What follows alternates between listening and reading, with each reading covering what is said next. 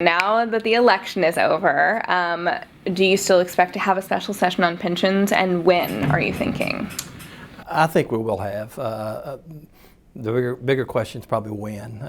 For me, I think the first week of June is very realistic because most members had scheduled that to be the new committee cycle, and I think most calendars would fit better for that opportunity. So for me, that's a time frame that I'm personally looking at. And I do think we'll have one. I think we really don't have much choice. We have to come to some resolution here. Now that the election's behind us, obviously the governor and his staff has been working to get support. That support is close. Obviously, they're probably not there yet, or we would have already had one.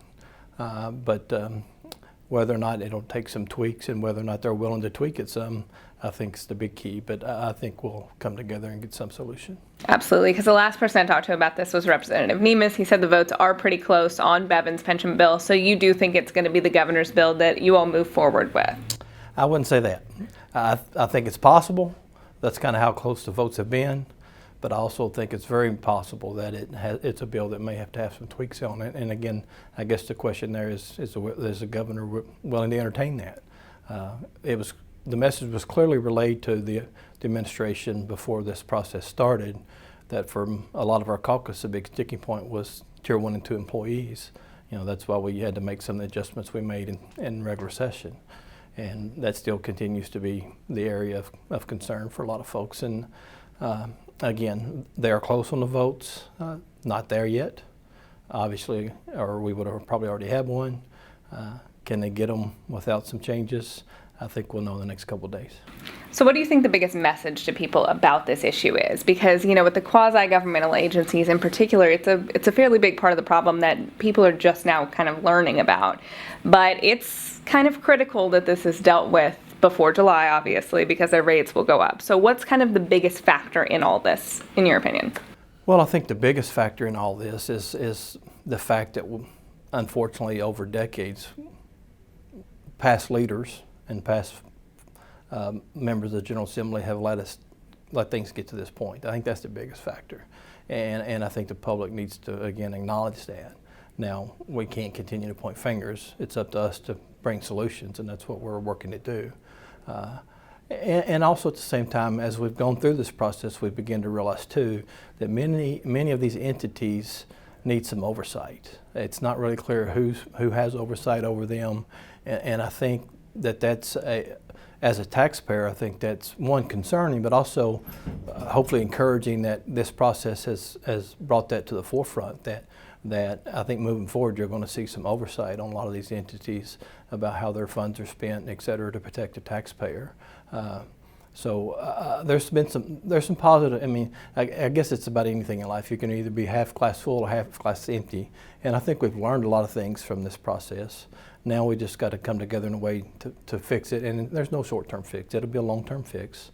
But at the same time, I think we've learned too that a lot of these quasis or other groups, we need some oversight to them, and I think you'll see that coming in the future. So now where are we at on broader pension reform? Because a lot of people have said it's not going to be brought up during the special session, but there's still some issues hanging out there. So what do you see comes next for pension reforms outside of this particular part? Well, I think the key thing right now is to address this one, particularly for universities. I mean, so many of the universities are facing very difficult decisions, and for me personally, I think that's one thing we have to do. They came back with a proposal that I personally think is reasonable, and hopefully we can find a way to get that done, and then address the quasis.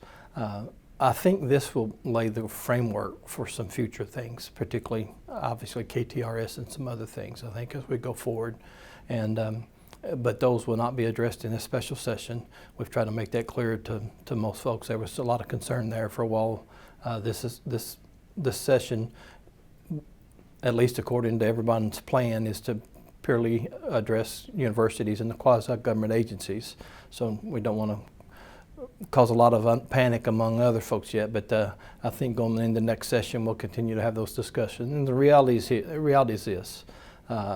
We can't keep kicking the can down the road. We tried last session, obviously, for some more reforms, and meaning prior to this year, and obviously those were controversial. But at the end of the day, we have to come together with some solution. And I hope folks in my profession, education profession, realizes that they need to bring some solutions to the table instead of continuing to maybe try to be an obstacle. Because again, this is a solution that if we don't work out together, every citizen in Kentucky is going to be hurt by it. Let's talk about the election. On Tuesday, we saw the primary election. Governor Matt Bevin kind of easily won his primary for re-election there, and then Andy Beshear won the Democratic primary, a pretty tight three-way race there, and obviously some more interesting races down the ballot. So what were your takeaways from Tuesday's elections, and what do you expect over the next couple months in terms of that? Yeah. Well, the takeaway, I think, obviously, is you've already seen that being driven by media sources and others again, and it's a fair question about the governor only reaching 52%, a sitting governor, and I think that's a fair question. But at the same time, if folks want to bring that question up, I think you've got to bring up the question that on the other side, Democrat side, you had a sitting attorney general who only got about 38, 39%. I think it's a fair question to be asked of both sides. I personally think that the Republicans will come back together. It's no secret that there's sometimes some headbutting among the General Assembly and the governor and other folks. But at the end of the day, this is, like the governor said that election night, a very stark contrast in candidates. You have a conservative candidate with a record to run on, and you have a very liberal candidate with a record basically to run on. And last time I looked, Kentucky's still a fairly conservative state. So I think it'll come down to pretty much cut and dry. Again, there are some hurt feelings out there among some groups on issues. And again, words can upset folks, and I understand that. But let's look at the policy. You want someone whose family heritage basically helped kick the can down the road on these issues, or you want someone who, again, I don't always agree with, and I think it's public knowledge, but at the same time, he's been willing to at least take these issues on. So I think that's a pretty stark, contrasting, clear decision for Kentuckians to make moving forward.